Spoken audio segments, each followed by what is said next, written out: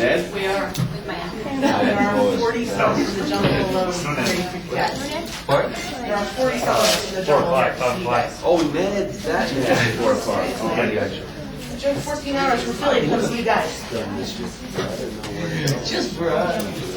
Oh, yeah. I like that. Everybody, this is Jose Zuniga. If you don't remember, Mr. Molina. He's been in over 30 movies. He's been in Mission Impossible 3, Con Air, tons of stuff. This is Kimbra from The Hands of Twilight, from the first book. She's on the cover of the book. This guy, what's your name again? Jackson. This is Jackson, guys. Cool.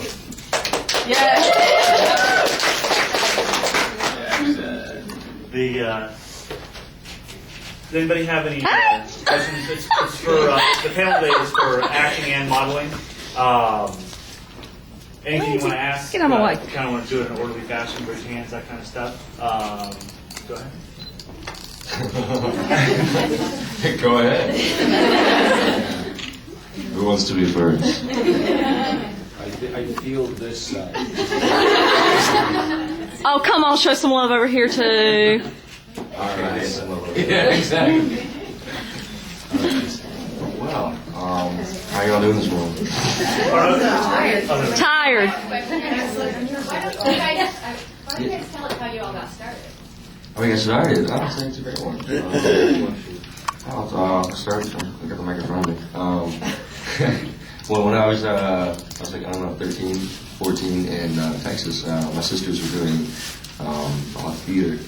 And my parents threw me into the theater, to kind of make more friends, because I was kind of a loner. And, I didn't really hang out with people that much.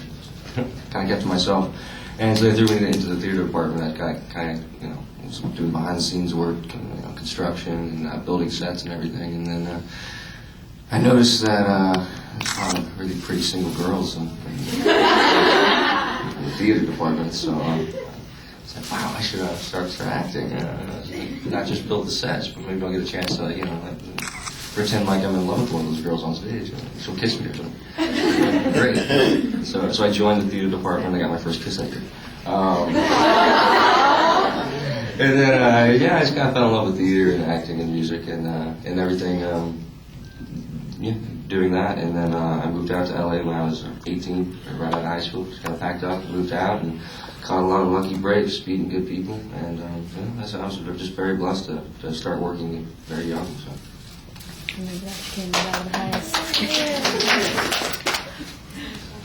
Hello. Hello. Okay, so let's see. Where did it all start for me? I think I'm going to go back to when I was still living in Connecticut, and I was working at Foxwoods Casino as a cocktail waitress, and just sort of got plucked off the gaming floor to be a prize girl on a game show that they happened to be filming that day. They needed a petite brunette, and I guess I fit the bill. So I just started showing prizes, and we did this for about 4 months. And when the show ended, it was just like a 4-month type thing. They tried to get it to be nationwide. It was just local, and it didn't happen. But I had all these great friends from New York, so I ended up moving to the city and thought about getting into acting and modeling. I kind of had that same idea. Wow, this would be really fun. I definitely romanticized about it, but I think I was a little too realistic and decided to go to business school, to get more of a regular job and make a living.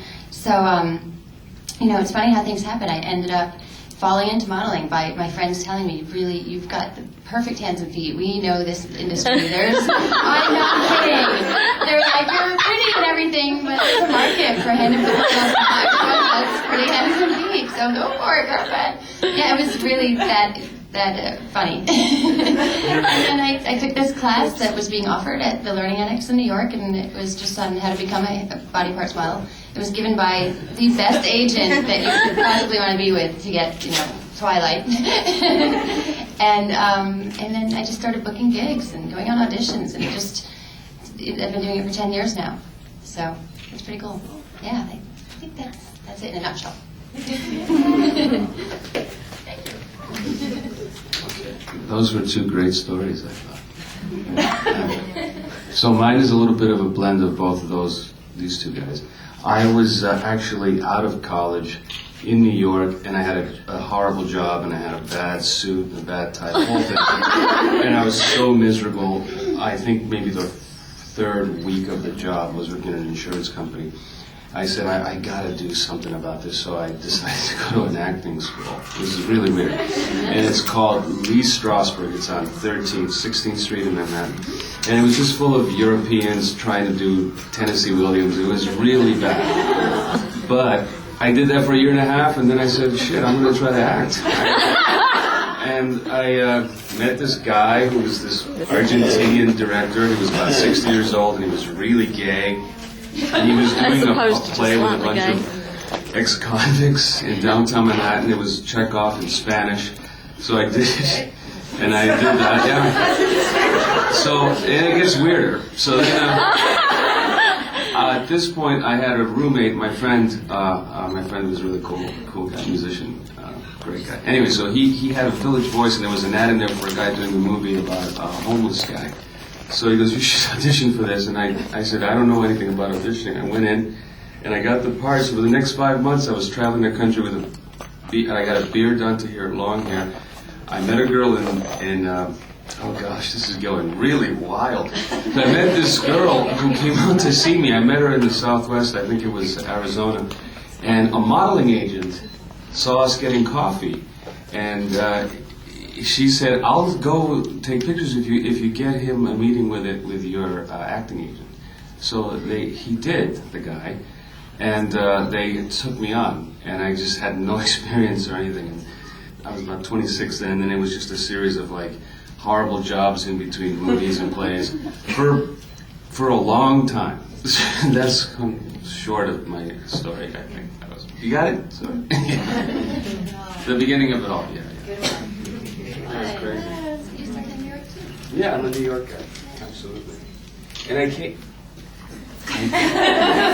came to LA about 10 years after having worked in New York, which is so fascinating to hear that you started in LA. It's always cool to know how we have such varied backgrounds, and then we come together on projects like this, and we're sort of tied in forever.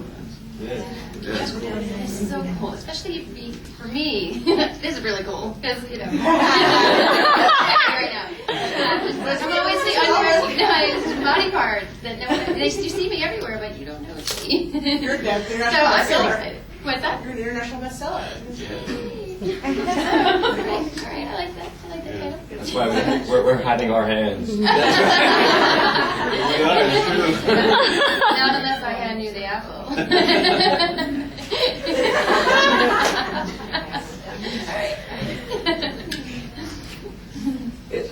Okay, so my question is for you, Jackson. Okay, long time no see. Nice seeing you again.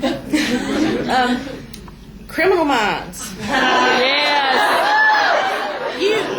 You gave me chills.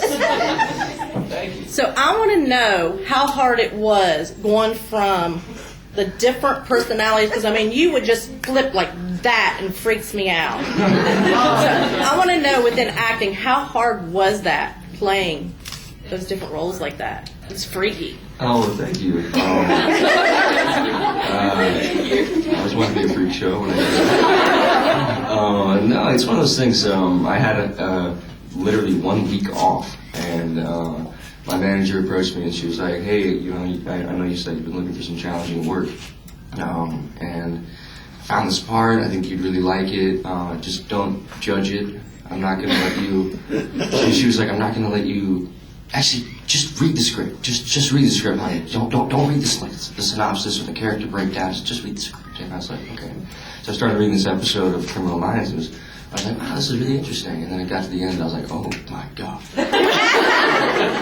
my mother would kill me. I have to do this role. And so it was one of those things. It was like I've never played a split personality. I've never played a schizophrenic, and I haven't played a woman. So